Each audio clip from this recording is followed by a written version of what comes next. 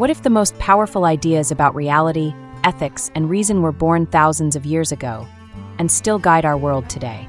Ancient Greek philosophy isn't just dusty history. It's a living source of wisdom that continues to shape modern thought, science, politics, and how we understand ourselves. To explore it is to walk alongside minds that changed the course of civilization. Greek philosophy began with the Pre-Socratics, early thinkers who asked radical questions about nature and the universe. Thales, often called the first philosopher, proposed that water was the fundamental substance of all things. Heraclitus introduced the concept of constant change, famously stating that you can't step into the same river twice. Parmenides, in contrast, argued that change is an illusion and that reality is one unchanging whole. Then came Socrates, a revolutionary figure who shifted the focus from nature to human ethics. Through relentless questioning, Socrates encouraged critical thinking and self-examination.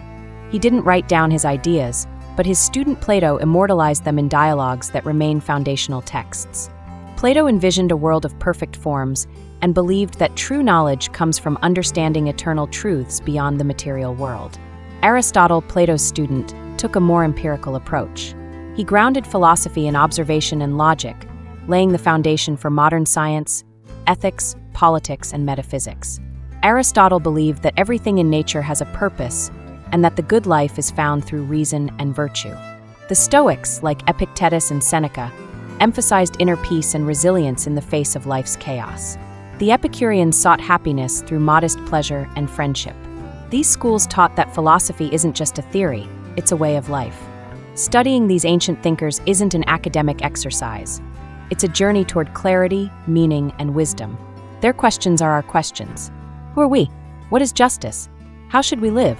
So, which of these timeless ideas speaks to you the most? And how do you see them influencing your own worldview?